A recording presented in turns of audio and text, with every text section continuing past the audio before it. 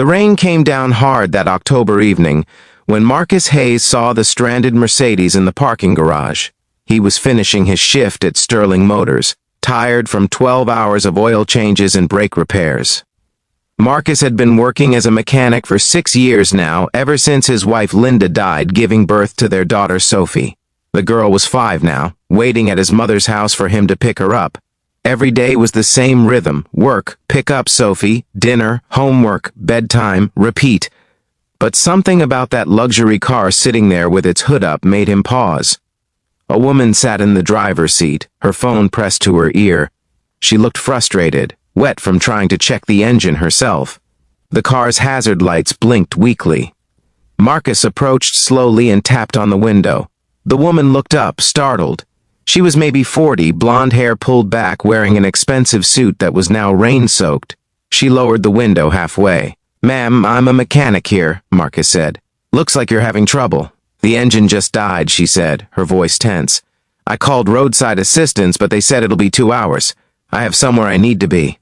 Marcus glanced at his watch. His shift had ended 10 minutes ago. His mother was expecting him. But something in the woman's eyes, that particular kind of stress he knew too well, made him nod. "Let me take a look." He grabbed his toolbox from his truck and popped the hood. The rain soaked through his work shirt immediately, but he'd been wet before. His hands moved with practiced efficiency, checking connections, testing the battery. The woman got out and stood under a small overhang, watching him work. "You don't have to do this," she said. "You're off the clock, aren't you?" "Yes, ma'am," Marcus replied, not looking up. "But my daughter's learning about helping people in kindergarten. Figured I should practice what I'm teaching her." He found the problem: a corroded battery terminal and a loose connection. Simple fix. 5 minutes with the right tools. "There," he said, closing the hood. "Try it now." The woman slid back into the driver's seat and turned the key. The engine purred to life. Relief washed over her face. Marcus was packing his tools when he heard the voice behind him. "What do you think you're doing?" He turned to see Richard Westbrook, the garage manager, striding toward them. Richard was in his 50s, always wore suits even in the garage, and had never liked Marcus much. "Get away from that car," Richard snapped. "You have no authorization to work on vehicles outside your assigned bay." "Sir, I was just helping." "You were performing unauthorized repairs on company property using company tools, off the clock," Richard interrupted. His face was red. "That's theft of services and violation of protocol." The woman stepped forward. "Excuse me, this man just helped me when—" "Ma'am, I apologize for any confusion," Richard said smoothly. "This employee will be disciplined. We have proper channels for after-hours service." Marcus felt his stomach drop. He needed this job. Sophie needed this job. "Please," Marcus said quietly. "I was only trying to help." "You're fired," Richard said flatly. "Turn in your keys and employee badge. Security will escort you out." The woman's eyes widened. "That's completely unreasonable." He was being kind.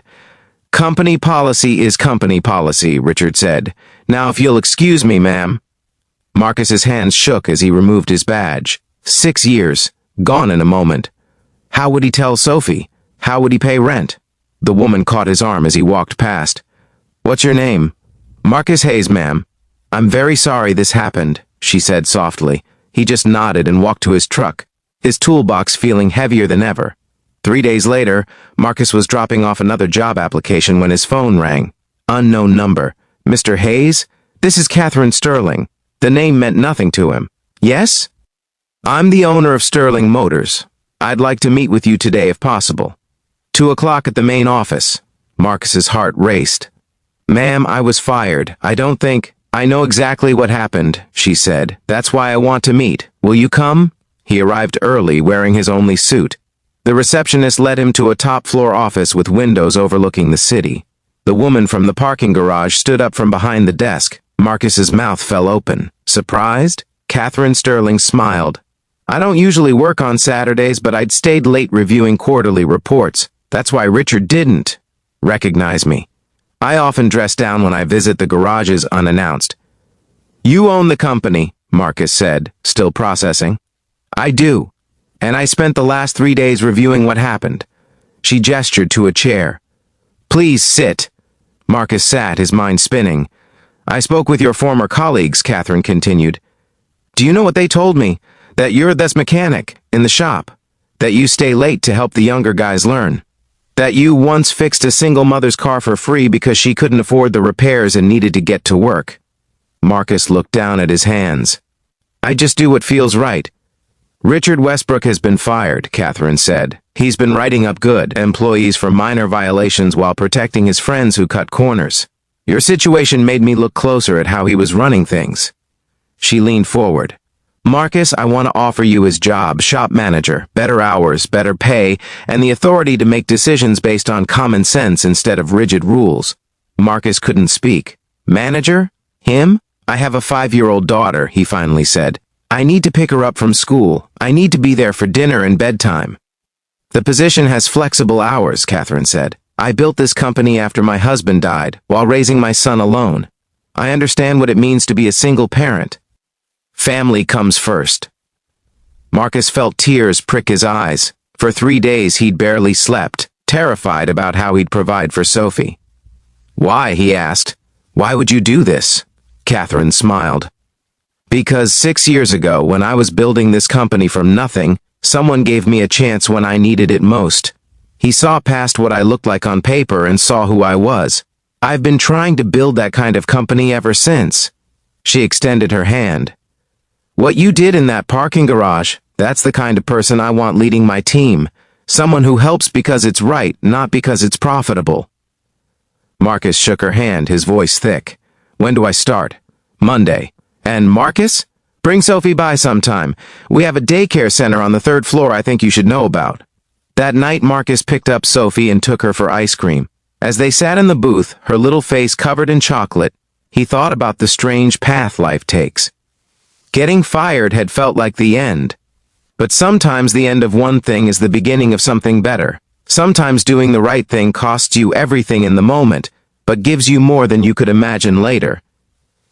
Daddy, why are you smiling? Sophie asked. Because I'm thinking about your teacher's lesson, he said. About helping people. Did you help someone?